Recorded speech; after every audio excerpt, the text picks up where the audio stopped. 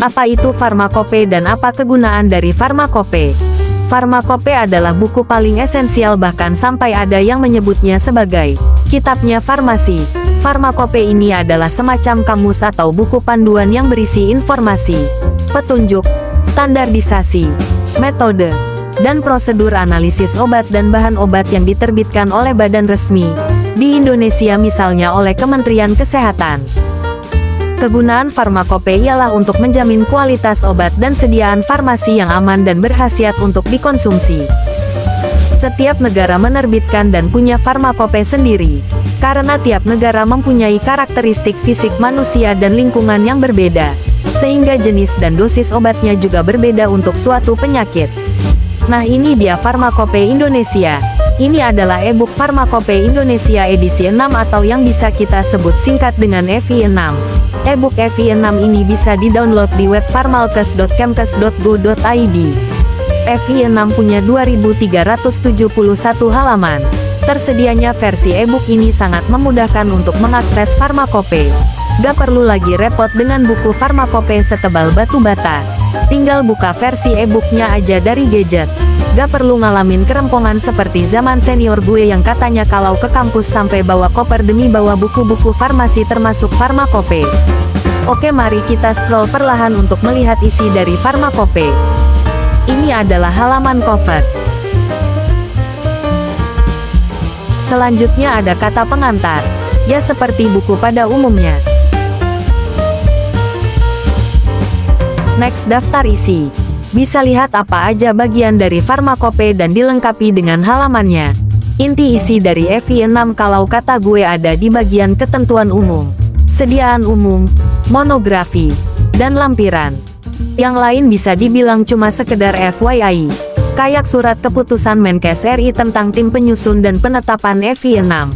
Sejarah Farmakope Indonesia dari edisi 1 sampai akhirnya diterbitkan yang terbaru edisi 6. Daftar sediaan umum, daftar monografi dan lampiran. Juga ada daftar monografi dan lampiran baru di FI6 yang gak ada di edisi sebelumnya.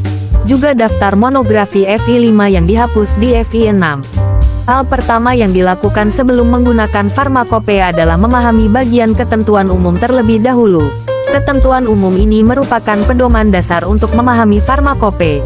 Di sini kita bisa tahu definisi dan istilah-istilah yang digunakan dalam buku farmakope. Pada bagian selanjutnya yaitu sediaan umum, berisi informasi lengkap tentang jenis-jenis sediaan farmasi. Urutannya dibuat berdasarkan abjad akan memudahkan kita untuk mencari.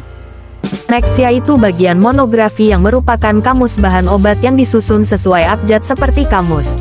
Isi dari monografi ini mulai dari nama, rumus molekul, bobot molekul, pemerian, sifat fisikokimia, prosedur identifikasi, dan pengujian, wadah penyimpanan, dan informasi lainnya dari masing-masing bahan.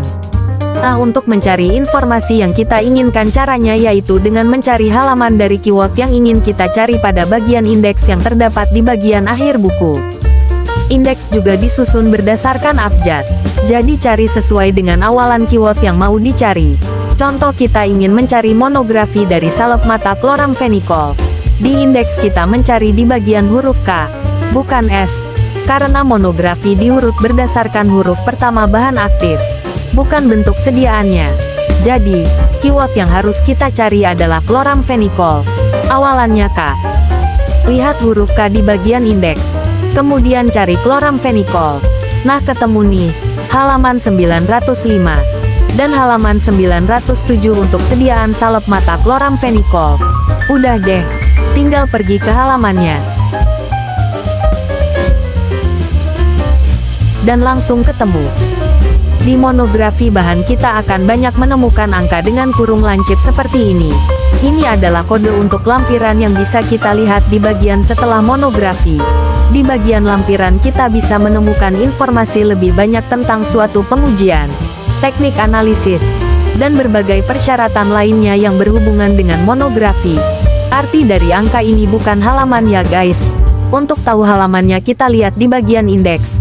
Caranya sama seperti nyari monografi salep kloramfenikol yang udah gua jelasin tadi. Contoh di monografi salep chloramphenicol ini kita ketemu lampiran 71. Sterilitas. Berarti kita bisa lihat informasi tentang sterilitas lebih banyak pada lampiran 71. So, kita cari halamannya di bagian indeks. Kita coba lihat ke bagian awalan S. Cari sterilitas. Wah, ternyata gak ketemu. Kok gak ada? Nah, jadi gini guys. Kalau mau cari informasi di bagian lampiran, carinya di huruf L. Terus cari kode angka untuk lampiran yang mau kita cari. Ingat tadi kode angka untuk sterilitas adalah 71. Nah, ketemukan. Lampirannya ada di halaman 1832.